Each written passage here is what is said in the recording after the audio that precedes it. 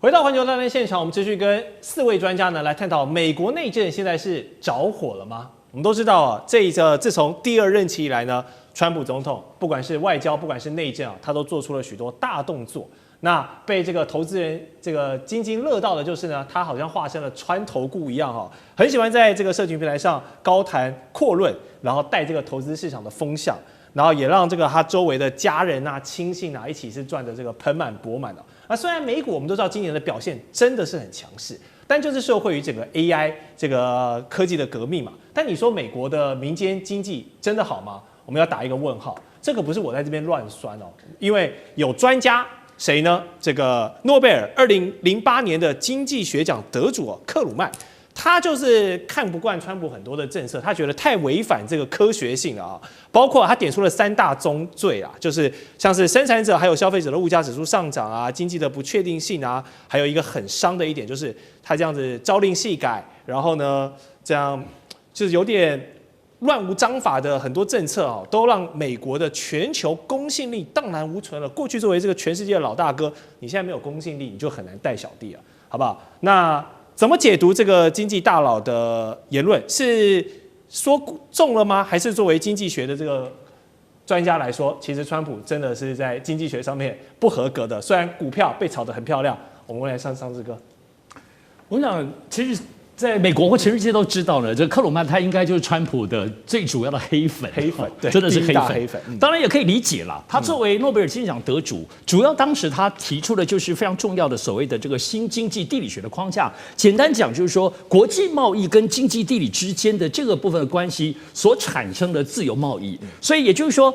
克鲁曼他基本上这个人的经济思想。在于整个对于无论全球化或自由贸易，或者是跨国性的这种贸易的，不要说合作，在这里头竞争合作里头，它是抱持这种开放的这种肯定啊，所以正面肯定。所以现在面对于川普这种，包括在经济贸易当中的这种孤立主义也好，所以我们可以看到，他现在在长久以来，在川普上一任跟尤其这一任在关税战之后重炮的这样子的批评哈，基本上是把所有川普当中对于这种自由贸易的这个核心的部分所产生的冲击，它是在所有各方面产生批评啊。所以这个部分的点评，再加上他的这个经济学得主的这个部分的身份，所以确实前强烈对比。但我要提醒大家哦，虽然克鲁曼批评骂川普，但过去长久以来他骂最多的其实是中国。所以过去对于中国所谓共产党或共产治理的这个部分，跟他我们刚刚描述的这个新经济理论框架是有很大的违背。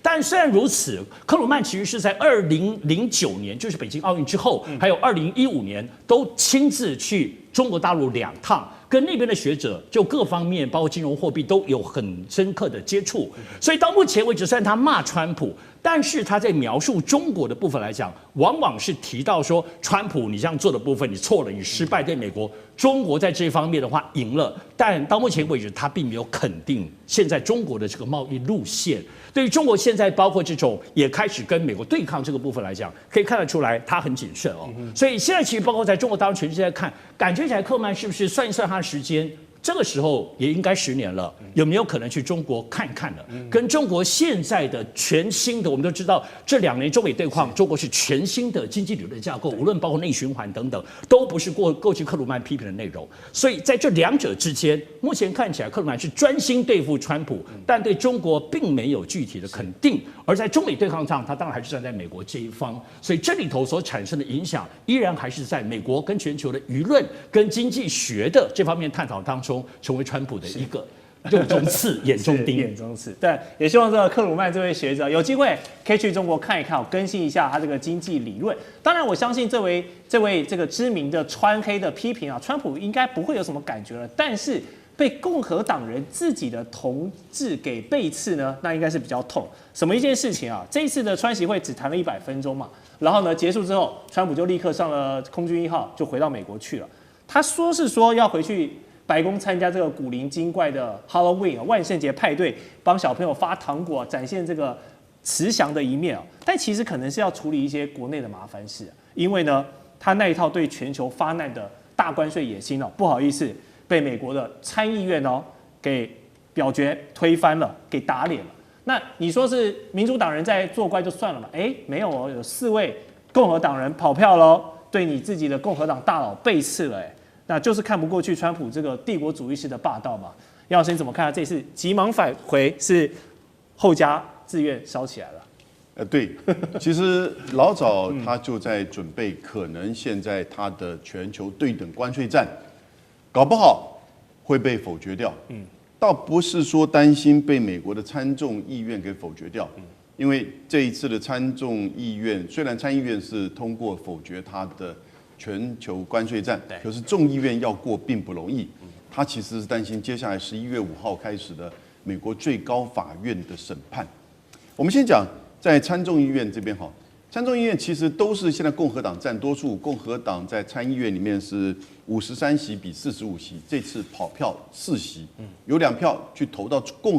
这个民主党里面去，所以变成51比47，因此他通过了啊。可是呢，到了众议院，众议院现在共和党跟民主党是219跟214，看起来差5席哈，但是事实上他就要更严格的去掌控。那因此呢，要众议院也同时通过这个法案之后呢，他们可能会去协商，但基本上这个法案并不容易在2个院同时都通过。可是它会对最高法院的接下来的审判会产生影响，因为这个讯息会让法官，当然看报纸也知道嘛，对不对？那因为最高法院现在美国的贸易法院跟上诉法院都认为川普的关税战违反宪法。美国的宪法第1条第8项就说，关税是国会的专属权利，你不可以通过一个这么全面性的关税，然后不经过国会的法案。那你只可以通过那个像232，比如说铜啊、铁啊，你个别的增加针对性的，比如说20%、25%，最高到50%。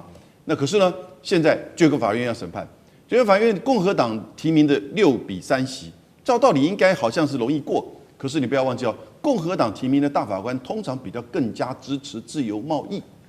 那现在呢，就碰到了一个很大的这个困难。所以，川普其实都做准备了。这一阵子他把那个 WTO 所欠的这个会费都偷偷的把它都缴了。然后呢，把有一些这个商品呢，美国没有生产的，都把它降了关税。其实也在因应，如果真的大法官通过部分违宪的话，他也会把一些产品转到232这边来。但不管怎么样，这会对川普的关税政策是一个非常大的一个反扑，一个美国来自于司法或者是国会之间的一个反扑。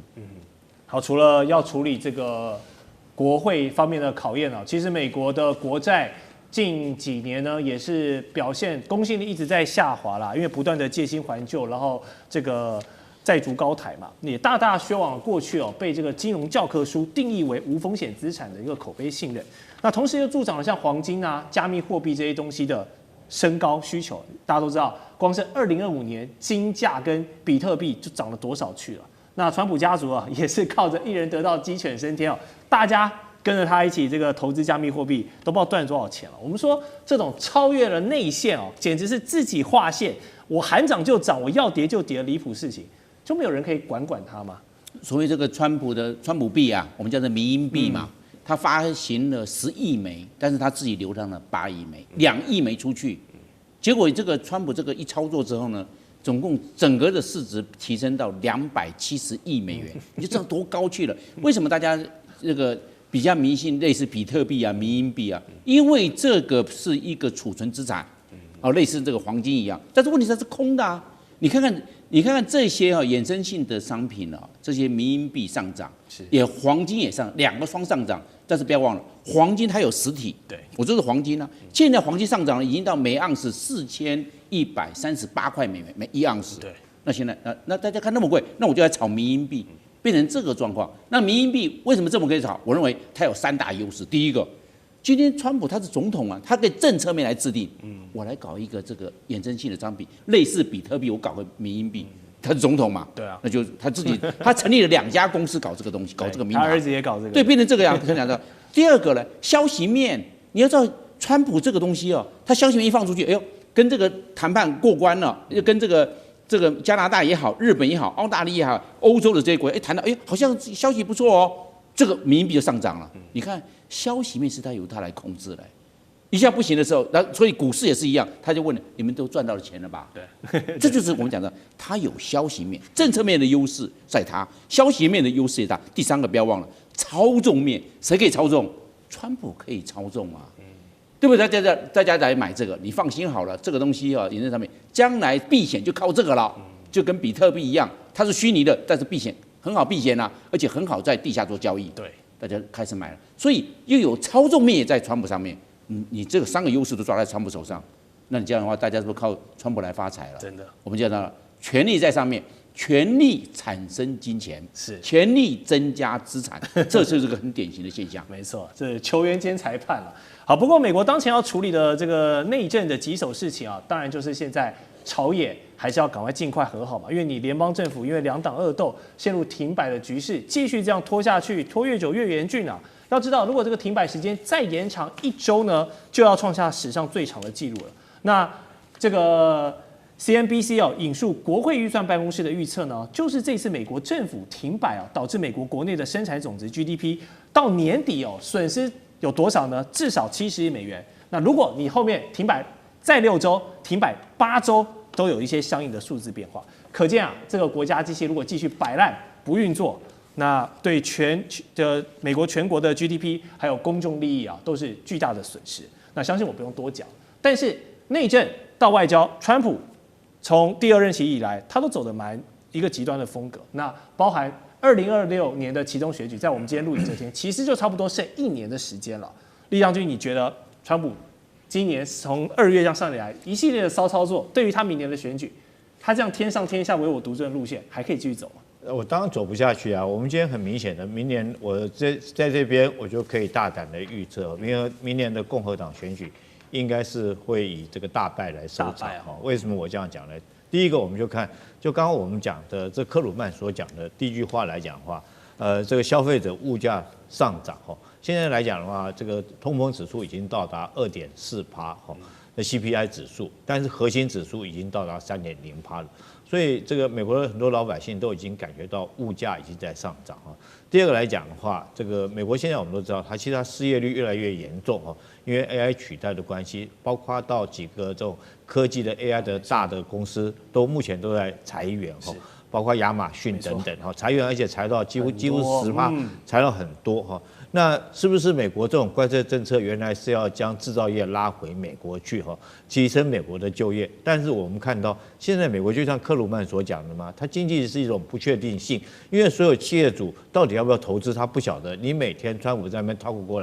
过去然后如果说是我去投资生产的话，那工人成本、各方面的成本、产业链的成本都很高所以说是也没看到川普这个关税的政策想要将所有制造业拉回美国我们看不到这个让美国再次伟大，只是看到让美国这个继续去这个衰败。那当然除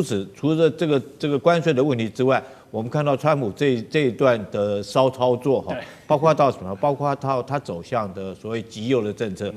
甚至于很夸张离谱的将共和党州的国民兵派去镇压民主党州的这种所谓的移民